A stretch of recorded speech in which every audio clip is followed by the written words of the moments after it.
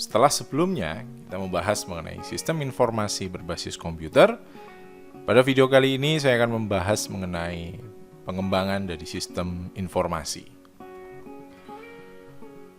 Jadi pengembangan dari sistem informasi itu maksudnya adalah menyusun sistem baru untuk menggantikan sistem lama secara keseluruhan atau memperbaiki sistem yang ada. Jadi ada dua alternatif ya. Ada kita mengganti secara keseluruhan atau memperbaiki sistem yang sudah ada. Perbaikan sistem itu diperlukan karena yang pertama ada beberapa masalah yang timbul. Misalkan ada ketidakberesan yang menyebabkan sistem tidak beroperasi. Ya, misalkan berupa kecurangan yang disengaja sehingga asetnya tidak aman, atau kesalahan yang tidak disengaja sehingga data itu tidak terjamin kebenarannya. Mungkin juga itu bisa bersifat tidak efisien operasinya dan tidak ditaatinya kebijaksanaan manajemen. Kemudian bisa jadi pertumbuhan organisasi itu belum memenuhi mengenai kebutuhan informasi yang semakin luas, volume pengolahan data yang semakin otomatis meningkat, dan perubahan prinsip akuntansi yang baru. Ini saya ambil beberapa contoh tadi ya, di bidang prinsip akuntansi, di bidang manajemen perusahaan, dan lain sebagainya. Kemudian, perbaikan ini diperlukan juga untuk meraih kesempatan ya, peluang pasar. Misalkan ada pelayanan terhadap pelanggan meningkat dengan memanfaatkan teknologi informasi untuk meningkatkan penyediaan info guna untuk mendukung pengambilan keputusan. Atau juga adanya instruksi khusus ya, dari pimpinan atau luar organisasi seperti peraturan pemerintah. Misalkan kalau peraturan pemerintahnya berubah, ya otomatis sistem yang kita bangun harus kita sesuaikan. Nah, dengan adanya perubahan tersebut, maka sistem informasi yang baru itu diharapkan memenuhi kriteria PISIS ya. Ada 6, yaitu performance, ada information, ada economy, ada control, ada efisiensi, dan ada service. Di performance itu maksudnya adalah meningkatkan kinerja sistem baru menjadi lebih efektif. Information adalah meningkatkan terhadap info yang disajikan semakin komplit mungkin. Economy yaitu peningkatan terhadap manfaat atau keuntungan atau penurunan biaya. Lalu ada control yaitu meningkatkan terhadap pengendalian untuk mendeteksi dan memperbaiki kesalahan-kesalahan atau kecurangan. Bisa juga efisiensi, ya, jadi peningkatan terhadap efisiensi operasi. Dan yang keenam adalah service, yaitu peningkatan terhadap pelayanan yang diberikan oleh sistem. Ya, jadi harus memenuhi PISIS. Ya, ada 6 ya. Prinsipnya pengembangan sistem yaitu sistem yang dikembangkan untuk manajemen sehingga sistem baru harus dapat mendukung manajemen. Sistem yang dikembangkan itu adalah investasi modal yang besar, maka harus mempertimbangkan semua alternatif. Harus diinvestigasi dan investasi yang baik harus bernilai. Lalu yang ketiga, sistem yang dikembangkan perlu orang yang terdidik. Setiap orang ada zamannya dan setiap zaman ada orangnya. Mungkin apabila generasi sekarang yaitu generasi Z, ya kita harus bermainnya dengan sistem yang lebih canggih lagi.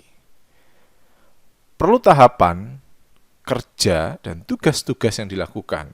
Ya, seperti yang terdapat pada siklus pengembangan sistem. Ini ada ilmunya sendiri namanya System Development Life Cycle atau SDLC.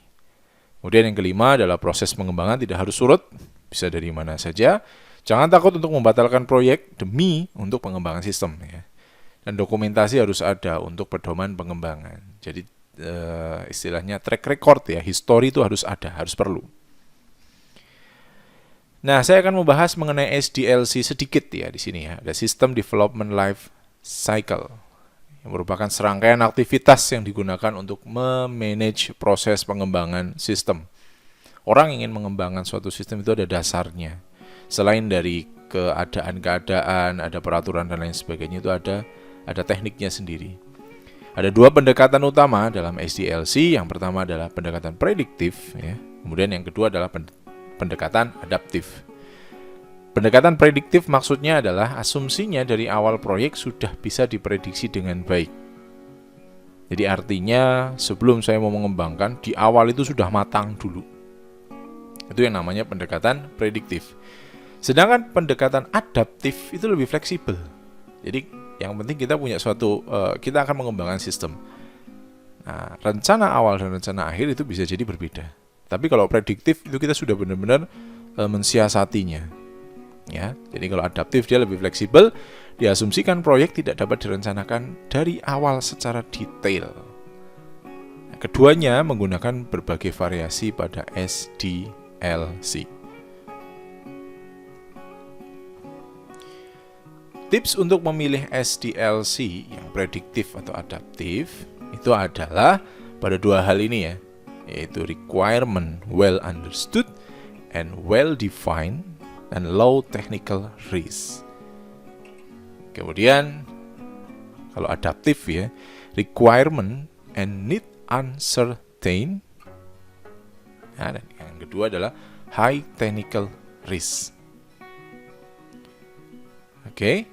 Jadi apabila yang kita pakai adalah prediktif, itu adalah salah satu hal yang istilahnya itu sudah jelas dan resikonya kecil. Risiko apabila terjadi sesuatu itu kecil. Maka kita gunakan prediktif SDLC. Tapi kalau requirements, ya, kebutuhannya, and need uncertain, membutuhkan unsur ketidakpastian, dan high technical risk, ya risikonya besar karena sesuatu hal itu tidak pasti, maka kita gunakan adaptif SDLC. Oke, kita jelaskan satu-satu mengenai SDLC, pendekatan secara tradisional ya, yaitu prediktif. Jadi ada traditional predictive approach to the SDLC. Ada 5 ya.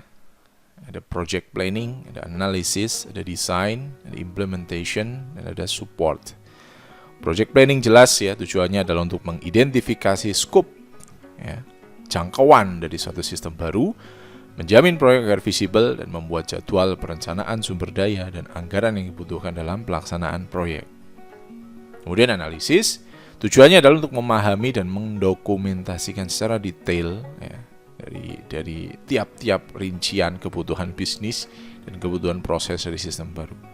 Desain ya, seperti istilahnya, yaitu istilahnya adalah mendesain solusinya ya, berbasis pada kebutuhan yang didefinisikan dan pembuatan keputusan terhadap hasil analisis. Kemudian implementation artinya berarti membangun, menguji, dan menginstal ya.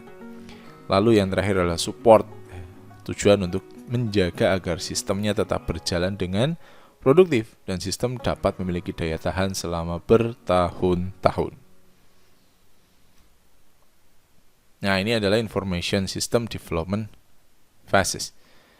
Jadi langkah-langkahnya ya, fasenya yang pertama adalah project planning, kemudian analisis, kemudian design, kemudian implementation, kemudian support. Jika kita lihat dalam versi waterfall ya, waterfall itu kayak semacam ya diagram saja tapi dia menurun ya. Jadi kalau misalkan ini itu adalah sembari kita mengerjakan project planningnya, saya bisa membayangkan analisisnya sambil membayangkan desainnya ya kan. Ini seperti dikerjakan dalam hal yang berbarengan, hampir berbarengan ya.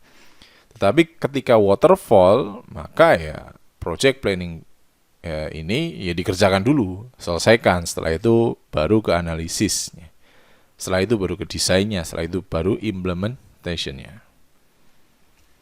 Ya, pendekatan waterfall yang dimodifikasi dengan overlapping dari beberapa fase sama ya, project planning. Additional, kalau tadi waterfall itu one by one, step-stepnya. Kalau ini mungkin step ketiga itu bisa berbarengan. Jadi kayak semacam modifikasi ya. Oke. Kemudian apabila untuk yang SDLC adaptif itu didasarkan pada mode spiral. Iterasi, tahapan-tahapan dalam pengembangan sistem sampai sistem selesai dibangun. Lalu ada prototype sistem dihasilkan pada akhir iterasi dan digunakan untuk meminimisasi risiko. Iterasi itu maksudnya adalah pekerjaan yang dilakukan berulang-ulang. Nah, masing-masing iterasi merupakan perbaikan dari hasil sebelumnya. Asumsinya itu tidak mungkin ada suatu pekerjaan yang bisa dilakukan secara sempurna pada tahapan pertama. Jadi kayak tahapan pertama itu baru trial dulu. Terdapat rangkaian proyek-proyek kecil pada setiap iterasi. Nah, ini contohnya the spiral life cycle model. Jadi kayak semacam, ya boleh jadi misalkan konstruk, kemudian konstruknya, kemudian ada tes ya. Ini bangun, kemudian kita tes, kemudian kita rencanakan next iterasinya mana, kemudian analisis and design, konstruk lagi, tes lagi. Jadi kayak semacam dia tidak pernah berhenti. Beda dengan yang tadi, yang prediktif itu tidak ada unsur istilahnya dia mengevaluasi dulu. Nah, kalau ini ada langkahnya mengevaluasi lagi, analyze and design, kemudian dia muter lagi, test and integrate, kemudian plan next iteration, dan lain sebagainya. Ya, ini juga sama, yaitu ada some analyze, some design, some implementation. Balik lagi, ada more analyze, more design, more implementation. Balik lagi, even more. Jadi kalau misalkan dengan adaptif ini ya memang sistem itu benar-benar stabil ya, karena selalu dilakukan monitoring evaluasi. Kemudian untuk memperbaiki langkah yang berikutnya. Aktivitas untuk masing-masing SDLC yang pertama adalah baik prediktif maupun adaptif tetap menggunakan SDLC. Aktivitas dari tiap tahapan sama, tahapan tidak selalu berurut, setiap tahapan bisa saja overlap, pekerjaan pada setiap tahapan bisa saja selesai pada iterasi pertama. Bisa saja, ya, tapi tidak ada jaminan. Kita mulai dari satu-satu coba bahas ya. Ada aktivitas namanya tahapan perencanaan atau planning. Ya. Jadi planning itu apa saja sih yang harus dilakukan? Yang pertama harus mendefinisikan permasalahannya. Kemudian membuat detail rencananya. Kemudian yang ketiga adalah studi kelayakan proyek. Kemudian yang keempat adalah menentukan siapa-siapa saja yang terlibat. Dan yang kelima baru memulai proyek tersebut. Itu untuk planningnya.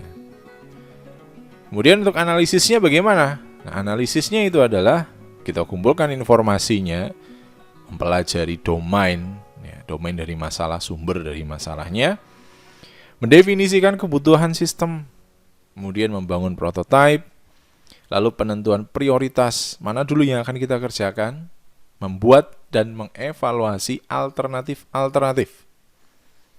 Kemudian mereview rekomendasi dengan tim. Itu untuk aktivitas analisis. Lalu yang selanjutnya adalah aktivitas desain. Mendesain dan mengintegrasikan jaringan, mendesain arsitek, mendesain UI, user interface, mendesain interface dari sistemnya, mendesain dan mengintegrasikan database, membangun detail desain prototipe dari sistem. Ya, intinya adalah desain.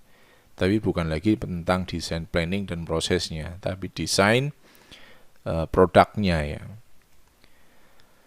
Lalu tahapan dari implementasi adalah dari desainnya sudah ada, kita langsung install ya. Ini misal contoh ya, ada verifikasi, ada konversi data, melatih pengguna dan mendokumentasikan sistem, lalu bisa juga melakukan instalasi sistem. Lalu yang terakhir adalah tahapan dari support ya, pemeliharaan sistem. Mulai dari small patch, repair, update atau pengembangan sistem ya, ada upgrade, expand ya. Lalu support terhadap pengguna. Ada helpdesk, support team, buku pedoman lah, dan lain sebagainya ya. Nah, itu adalah beberapa tahapan pada SDLC. Masuk ke pembahasan selanjutnya, yaitu adalah metodologi pengembangan sistem. Jadi pengertiannya adalah metode-metode atau prosedur-prosedur dari pekerjaan, aturan-aturan yang akan digunakan sebagai pedoman bagaimana dan apa yang harus dikerjakan selama pengembangan sistem. Ya, Atau ada lagi pengertiannya adalah suatu cara atau teknik sistematis untuk mengerjakan sesuatu. Urutan-urutan prosedur untuk menyelesaikan masalah ini lebih dikenal dengan istilah algoritma. Ya. Metodologi ini diklasifikasikan menjadi 3 golongan. Yang pertama adalah Functional Decomposition Methodologies, yang artinya adalah metodologi pemecahan fungsional. Metodologi ini menekankan pada pemecahan dari sistem ke dalam sub-subsistem yang lebih kecil untuk lebih mudah dipahami, dirancang, dan diterapkan. Ya, kelompok metodologi ini adalah misalkan ada HIPPO, ada SR, ada ISR, ada Information Hiding. Kemudian yang kedua adalah Data Oriented Methodologies, yang artinya adalah metodologi orientasi data. Metodologi ini menekankan pada karakteristik dari data yang akan diproses. Kelompok metodologi ini adalah ada data flow oriented methodologies, ya. Kemudian ada data structure oriented methodologies. Lalu yang ketiga yaitu adalah prescriptive methodologies. Itu metodologi ini menekankan pada pengembangan suatu sistem dengan mempertimbangkan input dan output sistem, ya, dirancang dan diterapkan. Kelompok metodologi ini adalah ada ISDOS, ada PRIDE, ada SDM, ada Spectrum, ada SRES, dan SREM. Lalu yang selanjutnya kita harus pikirkan adalah alat dan teknik dalam pengembangan sistem. Dalam proses pengembangan sistem terstruktur membutuhkan alat pengembangan sistem. Alat dan teknik pengembangan sistem itu ada 3 kelompok. Ini sangat umum ya. Mungkin kalian pernah lihat ada graphic tool, ada diagram chart, kemudian ada teknik public. Ya, ada graphic tool, ini ada HIPPO chart, data flow diagram, ada entity relationship diagram, ada structure chart, ada SIDT, ada Warnir, ada Jackson diagram. Lalu ada diagram chart, ada activity chart, flow chart, dan lain sebagainya, ada layout charting. Kemudian ada personal relationship charting. Ini nanti akan saya buatkan ke dalam suatu tugas ya mungkin. Kemudian yang teknik public, yaitu teknik manajemen proyek, fact finding teknik. Kemudian ada cost effectiveness analysis. Kemudian ada inspection and walkthrough and a meeting. Nah, jadi itu adalah penjelasan mengenai bagaimana caranya mengembangkan suatu sistem informasi, mulai dari caranya, ya, ada bentuknya, ya, kemudian ada metodologinya, dan yang terakhir adalah alat dan teknik pengembangan sistem.